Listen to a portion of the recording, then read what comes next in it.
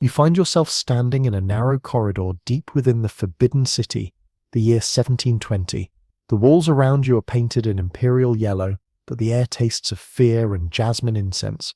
Your silk slippers make no sound on the polished stone as you follow the elderly eunuch ahead of you, his shadow dancing in the flickering candlelight. You are 15 years old, and you have just been selected as one of the emperor's newest concubines. The eunuch stops suddenly and turns to face you, his eyes holding a mixture of pity and cold efficiency. "Listen carefully, child," he whispers, his voice barely audible above the distant sound of water trickling from ornamental fountains. "What I am about to tell you will determine whether you live or die in this place. These are not mere customs or traditions. They are the invisible chains that bind every woman who enters the Son of Heaven's bedchamber." Your heart pounds against your ribs as you realize that everything you thought you knew about imperial luxury and honor was a beautiful lie. The real rules of the harem are about to be revealed, and they are stranger and more terrifying than anything you could have imagined. Before diving into these forgotten stories of survival and suffering, if you enjoy learning about the hidden truths of history, consider hitting that like button and subscribing for more content like this. And please, comment below to let me know where you're listening from. I find it incredible that we're exploring these ancient stories together from different parts of the world, connected across time and space by our shared curiosity about the past. The first rule they teach you is the most fundamental: you must never, under any circumstances, turn your back to the emperor. This seems simple enough until you realize what it actually means. When the Son of Heaven enters his chambers, you must somehow maneuver yourself so that you are always facing him, even as you undress, even as you move about the room, even as you perform the most intimate acts. The women who came before you have developed an almost supernatural ability to move sideways, to pivot and glide like dancers, never once allowing their spine to face the man who holds their life in his hands. But why? The answer lies in the paranoid mind of absolute power. An emperor who rules over 300 million subjects knows that death can come from anywhere, even from the soft hands of a beautiful woman. A concealed needle, a hidden blade, poison under the fingernails. These are the weapons that haunt the dreams of the most powerful man on earth. Your back turned toward him represents a moment of vulnerability where anything could be hidden, anything could be drawn. You learn this lesson from watching Mei Lin, a concubine who has survived 3 years in the harem.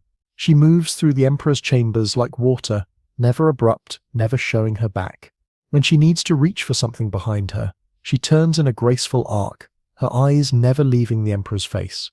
When she removes her robes, she does so with a fluid motion that seems choreographed, each garment falling away while she remains in an eternal state of partial genuflection. The second rule is even more disturbing. You must never speak unless spoken to, and when you do speak, you must refer to yourself in the third person. You are not I, you are this unworthy slave or this lowly concubine. Your individual identity, your sense of self, must be erased the moment you enter his presence. The emperor does not make love to people, he makes love to vessels, to objects that exist solely for his pleasure. This linguistic erasure goes deeper than mere protocol. It rewires your brain, forces you to think of yourself as something less than human.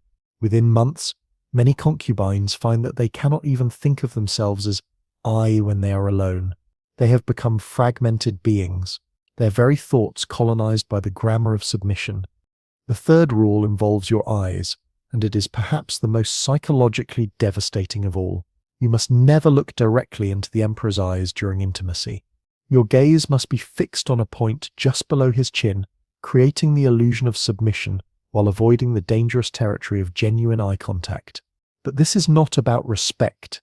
It is about preventing the emperor from seeing your soul, and more importantly, preventing you from seeing his. Eye contact creates intimacy, and intimacy creates complications. The emperor must be able to use your body without confronting your humanity.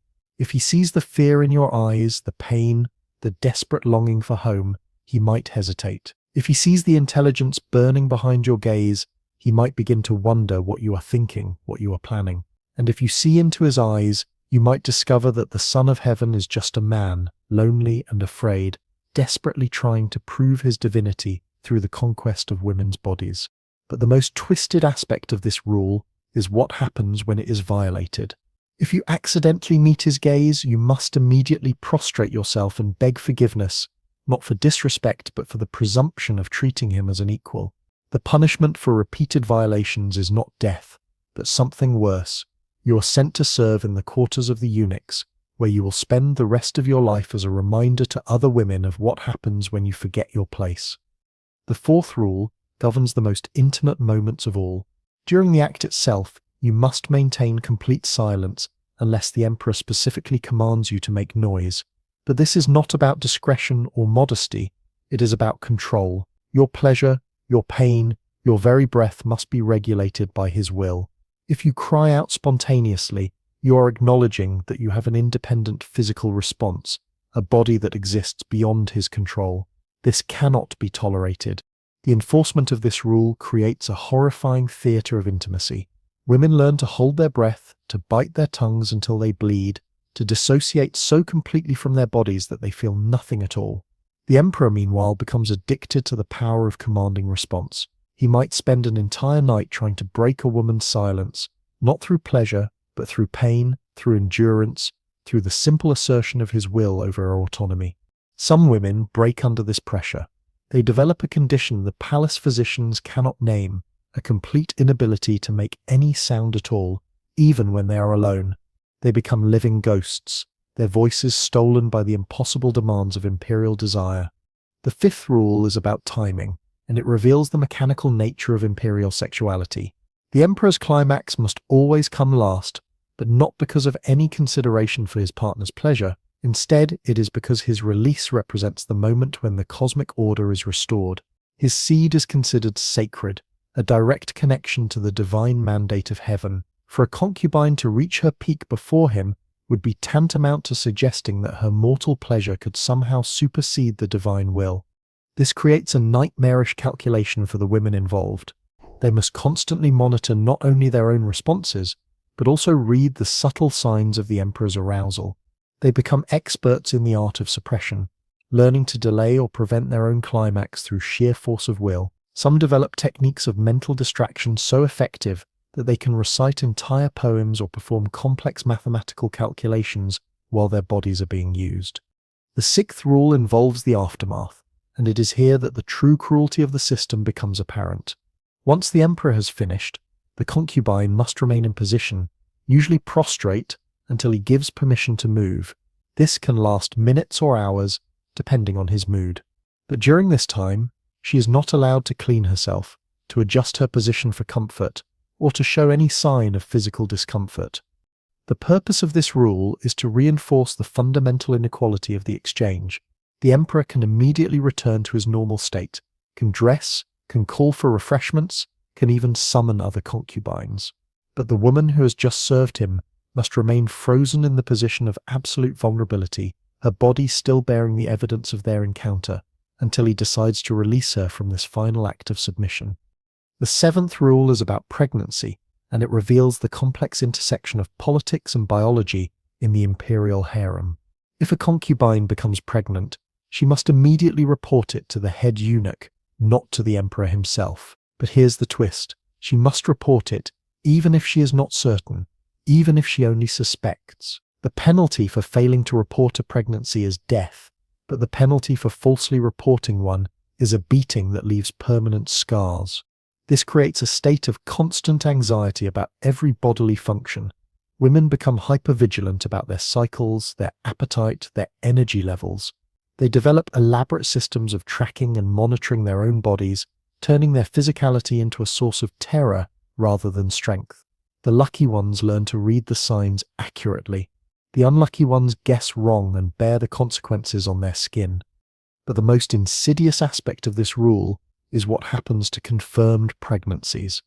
The concubine is immediately isolated from all other women and placed under constant surveillance. She is not being protected. She is being monitored to ensure that she does not attempt to terminate the pregnancy or harm herself. The potential heir is valuable. The woman carrying it is merely a vessel that must be kept functional. The eighth rule concerns the presence of other women, and it reveals the calculated way that jealousy and competition were weaponized in the Imperial Harem. When multiple concubines are summoned to the emperor's chambers simultaneously, There is a strict hierarchy of interaction. The most favored concubine leads, but the others must participate in specific ways, sometimes as audience, sometimes as assistants, sometimes as competitors in elaborate sexual performances. The psychological impact of this rule cannot be overstated. Women who might otherwise form alliances or friendships are forced to view each other as threats and obstacles. They must perform desire for the same man while simultaneously competing for his attention. They must appear to enjoy scenarios that reduce them to interchangeable objects while maintaining the facade of individual devotion. The most heartbreaking aspect of this rule is what it does to genuine friendships. Women who care for each other are forced to participate in each other's degradation. They must watch their friends be used and humiliated, and they must sometimes be the instruments of that humiliation themselves. The bonds between women, which might otherwise provide comfort and resistance, are systematically corrupted and weaponized. The 9th rule involves the emperor's moods, and it demonstrates the impossible standard of perfection demanded from the concubines. They must be able to instantly read and respond to the emperor's emotional state, adjusting their entire demeanor and behavior accordingly. If he is angry, they must be soothing but not presumptuous.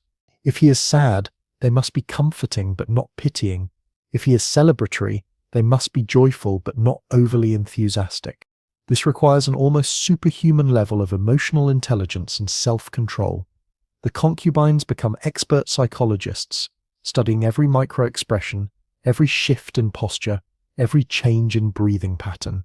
They develop an intuitive understanding of power and ego that would make modern diplomats jealous. But this expertise comes at a terrible cost. They lose the ability to have authentic emotional responses of their own. The 10th rule is about memory, and it is perhaps the most tragic of all. The concubines must remember every detail of their encounters with the emperor, what he said, what he did, what pleased him, what disappointed him. But they must also forget these encounters the moment they leave his chambers. They must maintain perfect recall in his presence and perfect amnesia outside of it. This creates a split consciousness that many women find impossible to maintain. They develop elaborate mental filing systems, ways of compartmentalizing their experiences so that they can access them when needed and suppress them when necessary. Some succeed in this psychological juggling act. Others break entirely, developing conditions that we might now recognize as dissociative disorders. The 11th rule concerns the seasonal nature of imperial desire. The emperor's sexual appetite follows the rhythms of the agricultural calendar, with specific months and festivals requiring different types of performance and presentation. During harvest celebrations, the concubines must embody fertility and abundance. During winter solstice, they must represent the return of light and warmth. During times of war, they must channel martial energy and strength. This means that the women must constantly reinvent themselves, becoming living representations of abstract concepts rather than individual human beings. They must study not only the emperor's personal preferences, but also the cosmic and political significance of different times of year. They become actresses in an elaborate theatrical production where the script is always changing and the stakes are always life and death. The 12th rule involves the presence of witnesses, and it reveals the voyeuristic nature of imperial power. Certain encounters must be observed by eunuchs or senior concubines, not for the emperor's pleasure, but to ensure that the rules are being followed. These witnesses are required to report any violations, any signs of genuine emotion, any evidence that the concubine is experiencing the encounter as anything other than a sacred duty. This creates a terrifying panopticon of sexual surveillance. The women never know when they are being watched, never know who might be reporting on their performance.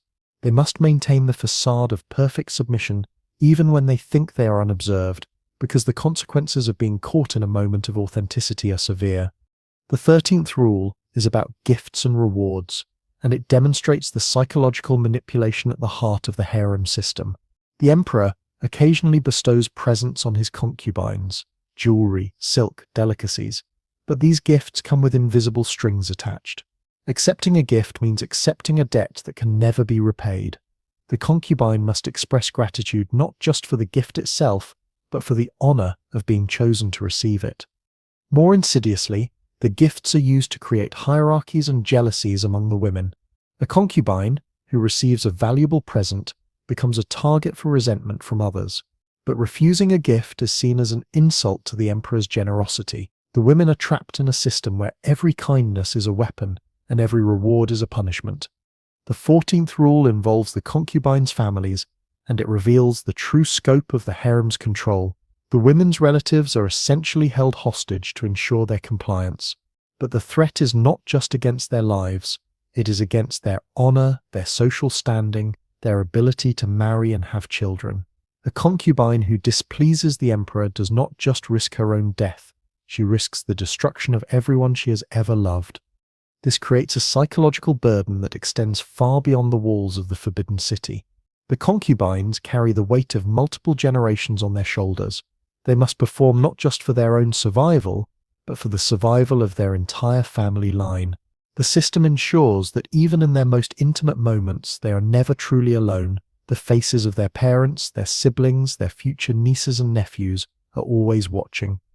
The 15th rule concerns aging, and it is perhaps the most inevitably tragic of all.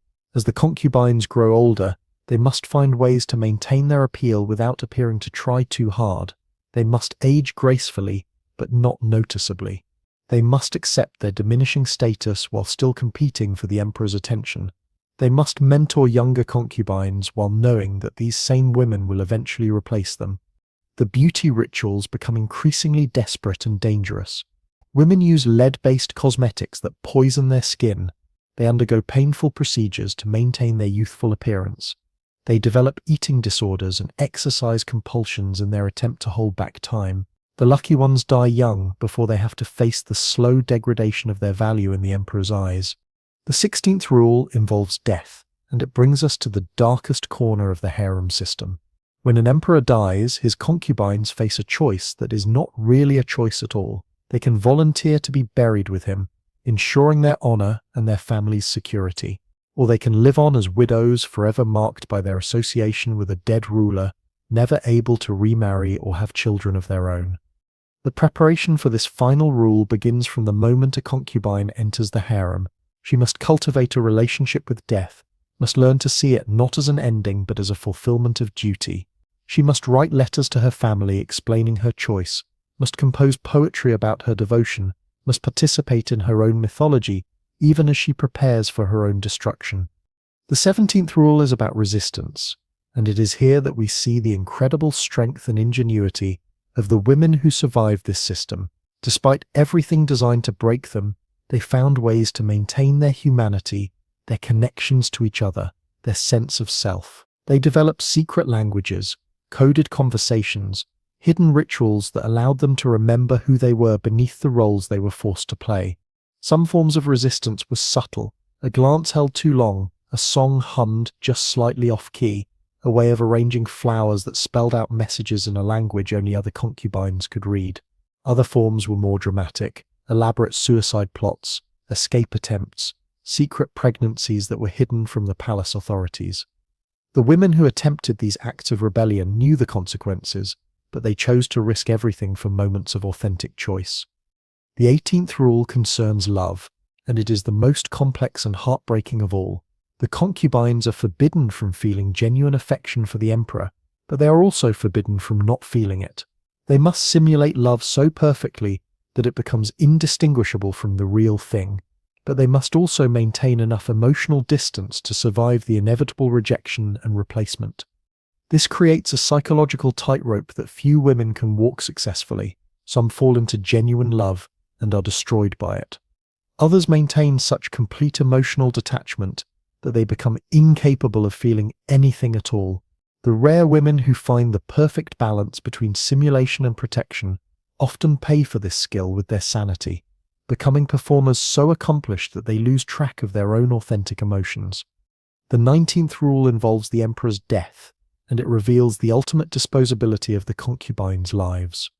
When the Son of Heaven dies, the women who have served him become dangerous reminders of the previous regime. They know too much, have seen too much, represent too much of the old order. The new emperor must either eliminate them or find ways to neutralize their influence. The lucky ones are sent to remote temples to live out their days as Buddhist nuns. The unlucky ones simply disappear, their fate recorded in no official documents. The truly unfortunate ones are kept alive but relegated to the lowest levels of the palace hierarchy, serving as warnings to the new generation of concubines about the temporary nature of imperial favor. The 20th and final rule is about forgetting, and it brings us full circle to the beginning of our story.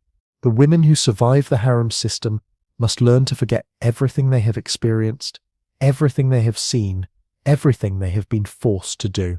They must become blank slates, empty vessels ready to be filled with new purposes and new identities.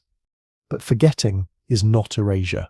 The memories remain, buried deep in the body and the unconscious mind. They surface in nightmares, in sudden moments of panic, in the inability to trust or love or believe in their own worth. The women carry these invisible scars for the rest of their lives, walking reminders of a system that valued their beauty more than their humanity. As you stand now in that same corridor where we began, older and wiser and infinitely more tired, you understand that the strange bedroom rules of the Imperial Harem were never really about sex at all. They were about power, the power to reduce human beings to objects, to transform love into performance, to make survival contingent on the complete surrender of self. The eunuch who first whispered these rules to you is long dead, buried in an unmarked grave like so many others who served the Forbidden City. The emperor you knew has been replaced by his son, who has been replaced by his son, in an endless cycle of power and submission. But the rules remain, passed down like a secret language from one generation of women to the next. You have survived by forgetting how to be human and learning how to be a shadow. You have mastered the art of appearing to exist while actually disappearing. You have become an expert in the performance of desire, the simulation of submission, the careful navigation of a world where a single misstep can mean death. And now, as you prepare to whisper these same rules to another frightened 15-year-old girl, you realize that you have become the system you once feared. You are the chain that connects the past to the future, the keeper of knowledge that should have died with the last emperor. You are the reason these strange bedroom rules will never truly disappear, no matter how many dynasties rise and fall. The girl standing before you has the same wide eyes you once had, the same hopeful belief that she is about to enter a world of luxury and honor. You know better now.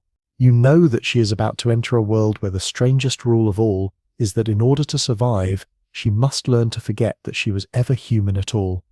In the flickering candlelight, you begin to speak, your voice carrying the weight of centuries, your words weaving another invisible chain in the endless cycle of power and submission that defines the Imperial Harem. And somewhere in the distance you can hear the sound of water trickling from ornamental fountains, the same sound that welcomed you to this place so many years ago, the same sound that will welcome countless other girls in the years to come. The rules never change, only the faces do.